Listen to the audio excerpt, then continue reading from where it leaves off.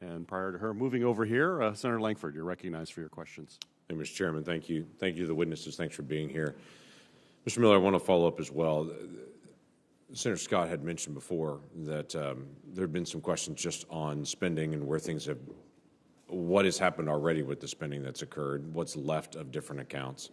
You had mentioned before you didn't feel like some of the new spending for COVID needs an offset. We're still trying to get answers to questions of what has been spent in what category. So some pretty basic things.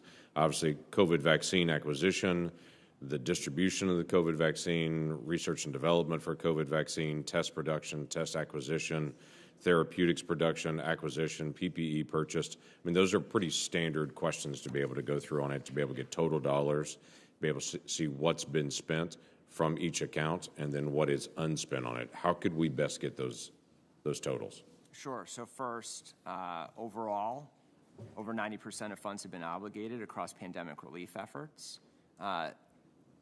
USAspending.gov, as well as the pandemicoversight.gov, captures spending by recipient, by state. In addition to that, at the request of Congress, OMB has been providing ARP balances, ARP obligations to budget committees, both parties. Some specifics, $30.4 billion spent on COVID-19 vaccines, $13.5 billion spent in vaccine support like distribution, tracking, promoting vaccine. Happy to provide that information. Senator Romney also sent a letter to the White House, as you may be aware, along similar lines. Right. So we're trying to figure out, can we also get what has been spent versus what is obligated? Yeah, and we sent a response to him with regards to the specifics, going through some of the key categories. Those online, our USAspending.gov has obligations as well as outlays in terms of what's been spent. I would note one of the things that is an important distinction in some of the funds that have been unobligated, they may have been allocated. So, for example, the biggest bucket within ARP is the state and local relief fund at the Treasury Department. And because it was tranched, a lot of states and counties know the amount of money they're expected to get, and those tranches and the dates are defined in the statute. That means in most cases, they have actually budgeted for those resources, even though they have not yet been obligated. Do we have a listing of what has been reprogrammed? Do we have a listing of what has been reprogrammed? I would be happy to follow up with you on the specifics of a question around. Be helpful. I mean, there's multiple different categories. We hear that monies were reprogrammed into other areas. For instance, HHS moved money over to ORR, Office of Refugee Resettlement, dealing with the unaccompanied minors. We're trying to get details of what has been reprogrammed, where were those reprogrammed. DHS has been particularly difficult to be able to get reprogrammed dollar amounts, and what has been moved from HHS down to the border. We understand quite a bit was moved to the border. Obviously, there are pandemic issues related there as well, and they're still ongoing. But we're trying to be able to figure out what was actually reprogrammed and sent down there. Can we get a listing on that? I'm happy to follow up with you. It'd be helpful. Gene Dodaro, good to see you again. Good to see you, Senator. Thanks for your extended work for so many years and so many things. There are lessons to learn from this as we go through. One of them, it deals with a topic you and I have talked about for years, and this is taxpayers' right to know, that OMB has been very engaged in trying to be able to apply. OMB has been engaged in trying to be able to determine categories to be able to list out for taxpayers' right to know. That's an ongoing work behind the scenes for them that I think they're doing a really good job on trying to get done.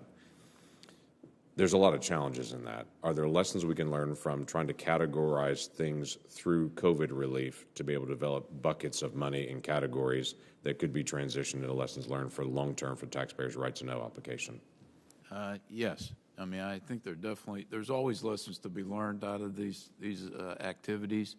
And I think the main thing, though, that I'm concerned about, that I've been trying to deal with, is getting more timely information, regardless of the categories. Right. This could help on the categorization, particularly for emergency spending, and they could adjust the codes that they use to code with Treasury on the money. But part of the problem is that to get the information you're requesting, to get it up to date, you got to get it from each individual agency. It's not on USAspending.gov, and it's delayed, and so you really don't have that information available. And so, to me, the timeliness of this. Now, in the Recovery Act, when that was passed, The lesson learned out of that is you had direct recipient reporting to a website. Right. You didn't have to go through the agencies. In this case, that was not used as the important part of this. And we're still going to have trouble finding out what the states did with the 2 funds that they had, because they're going to distribute it to subrecipients. There's no auditing done of subrecipient data. And one of the recommendations I make in today's testimony is to have the IGs. Their requirement for auditing the data on usaspending.gov has expired. And unless Congress reinstates that requirement, very few IGs will audit the data. So the quality and completeness of the data is still at risk. Of 57 or 56 entities that the IGs looked at, 44 IGs found problems with completeness, accuracy of that information. And so that needs to be a requirement. And nobody's auditing the subrecipient data. So I'm going to take a look at what we can do at GAO, working with the IG community or whatever. So the basic lesson learned out of all this is better categorizations, as you suggest. And I think we learned some things on that, particularly not only coding the spending data, but the procurement data and the systems. We've had some recommendations on that. But the main thing is the quality, the completeness, and timeliness are still major issues for all federal spending. Because we can get a big category and say X amount of dollars have been allocated, but trying to be able to get what it was spent for, where it went, how it went, was it actually used for that purpose at the end of it, we're not able to see at this point. No.